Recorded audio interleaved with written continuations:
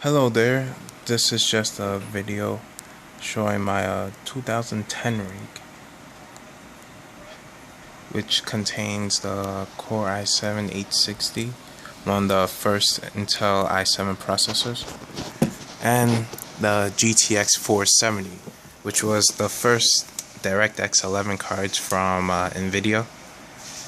This is all on a P55 UD4P motherboard.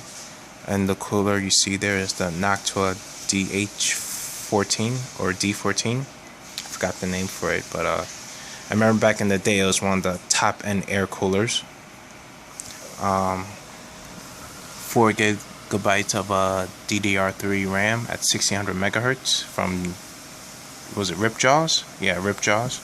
I haven't gotten another 4 gigabyte set, but I'll get to it sometime. RAM's really cheap nowadays, $40 compared to 2010 where 4 gigs was around $80.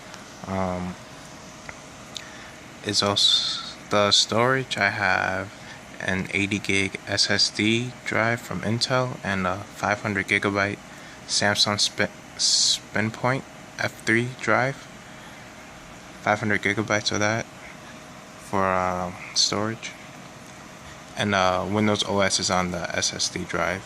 And this is all powered on the Corsair HX750.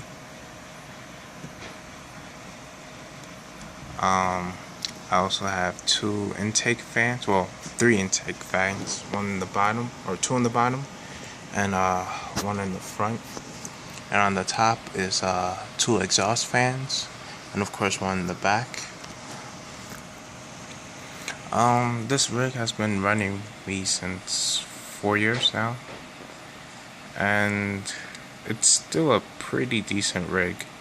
Actually, I think the only thing that's bottlenecking the system is probably the GPU, since it's kinda mid-range. The i7-860 I still think is a good processor. When I first got the system, I ran the settings on stock, but after 4 years and realizing that now Intel's on their 5th gen of i7 processors, I believe, I decided to overclock. You can see here it's technically 3.8, says 3.799, but same difference on 1.248 volts, and it's been running quite well for games and for PS2 processing. Sorry, this is a very amateurish video.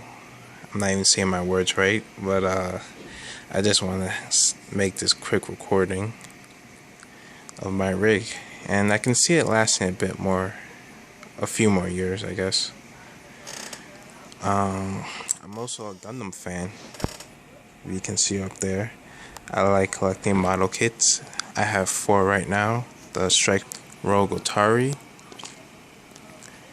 That was featured in the Gundam Seed Destiny remastered version. Of course, Strike Freedom, Zeta Gundam version 2.0, and the Destiny Gundam. Both the Destiny and Strike Freedom are the regular model kits. I didn't get the special edition ones. I think the Strike Freedom was the Extreme Burst mode, and Destiny was Extreme Blast mode. Or the Strike Freedom was the Full Burst mode, and the Destiny was the Extreme Blast mode. Planning on getting the Tall Geese 3 soon when that comes out. Add it to my collection. But yeah, that's about it, I guess. Again, my main point, if I was making one, was mostly about how a lot of people are trying to upgrade their 1st gen i7 processors. And yeah, you can do it around this time, but like an overclocked 1st gen i7 processor is still adequate to today. Like, quad core processors are still pretty solid, and I can still say they're a bit future proof for a little bit more years, because hex cores now are starting to become a thing. But again, I would say the GPU is a little bit more on the low end, but the 470 is still a great GPU. I love it. Yep, that's about it. Thank you.